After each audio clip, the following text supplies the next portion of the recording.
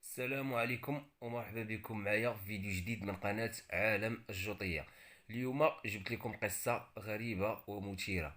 شريت سيارة صغيرة من الجوطية بثمن جد رخيص، ولكن المفاجأة أن الثمن الحقيقي ديالها غادي يدهشكم. كنت كندور كالعادة في الجوطية كنقلب على شي حاجة اللي نحاول فيها البيع، حتى شداتني العين على هاد السيارة الصغيرة اللي غادي نوريكم في الفيديو دابا. الشكل ديالها كلاسيكي وعجبني الحال. سولت مولاها قلت له شحال الثمن، قال لي 70 درهم، وما ترددش وخديتها على الفور.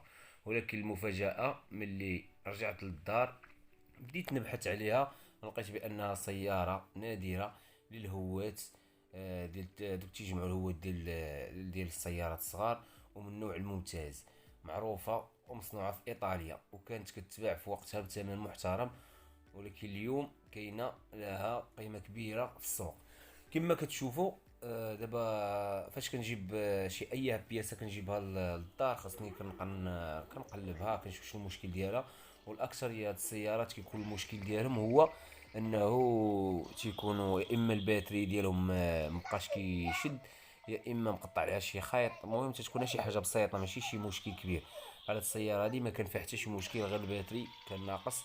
دابا راه كنضربو بالرابيد بالشارجور باش كيطلع كما كتشوفوا. هي دابا راه خدامه مارش.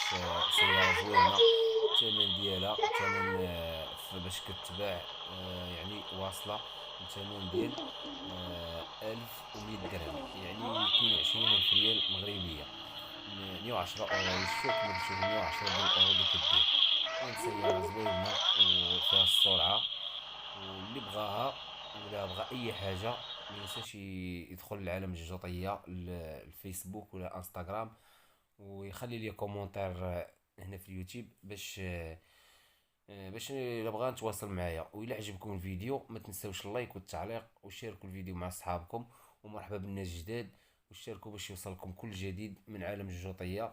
والفيديو الجاي فيه مفاجآت اكبر، خليك معايا والسلام عليكم.